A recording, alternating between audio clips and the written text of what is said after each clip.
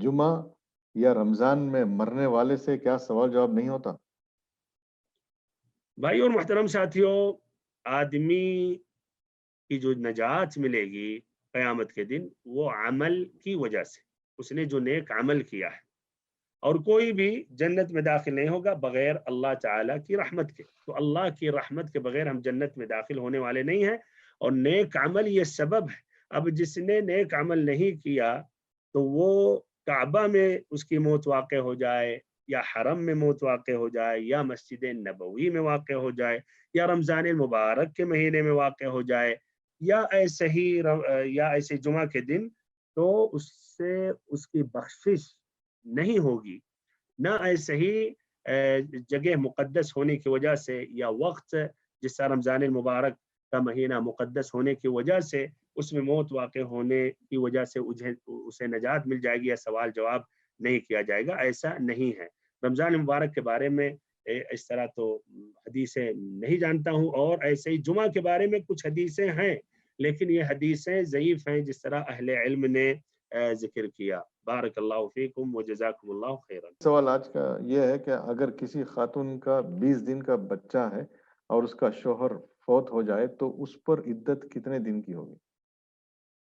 بچہ اگر ہے 20 دن کا، اور پھر اس کے بعد اس کے شوہر کا انتقال ہوا تو 4 مہینہ 10 دن، 4 مہینہ 10 دن۔ یعنی والذین مطلب ان کا پوچھنے کا ہے کہ وہ یعنی نفاس کے خون کے حالت میں ہے، اس حالت میں بھی اگر شوہر کا وفات ہو جائے تب بھی 4 مہینے 10 دن پورے کرنے ہیں ان کو۔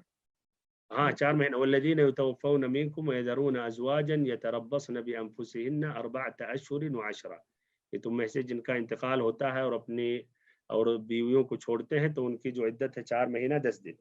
بارک اللہ فیکم۔ جزاکم اللہ خیر شیخ۔ ایک بھائی پوچھتے ہیں کہ 3 جمعہ مسلسل نہ پڑھنے سے اس کے دل میں مہر لگ جاتی ہے، تو اب لاک ڈاؤن کی صورت میں تو کئی جمعہ ایسے چلے گئے، تو اس پر کیا حکم ہے؟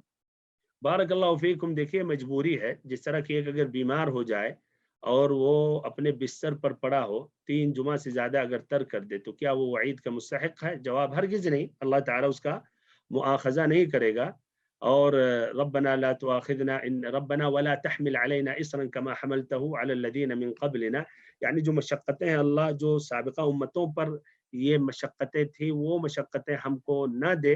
تو یہ ابھی جو حالت ہے حالت اضطرار ہے، تو اللہ تعالی ہمیں یہ وعید نہیں دے گا، نہ ہم وعید کے مستحق ہوں گے، ہماری مجبوری ہے۔ جس طرح کہ ایک بیمار آدمی اگر مسلسل کئی مہینوں تک بلکہ کئی سالوں تک اگر وہ جمعہ نہیں پڑھ رہا ہے، طریح الفراش ہے، تو اس کا مؤاخذہ نہیں ہے، بلکہ اسے جمعہ کا ثواب پورا ملے گا اگر وہ صحت کے وقت پابندی کے ساتھ وہ پڑھتا رہا۔ تو ایسے ہی ہم بھی، یہ ہماری مجبوری ہے، اپنے اختیار میں نہیں ہے، تو انشاءاللہ ہمیں اللہ تعالیٰ وہ کامل ثواب عطا کرے گا جس طرح کہ ہم جمعہ کے دن مسجدوں میں جا کر جمعہ پڑھتے تھے۔ تو اس طرح وعید کے مستحق نہیں ہیں۔ بارک اللہ فیکم۔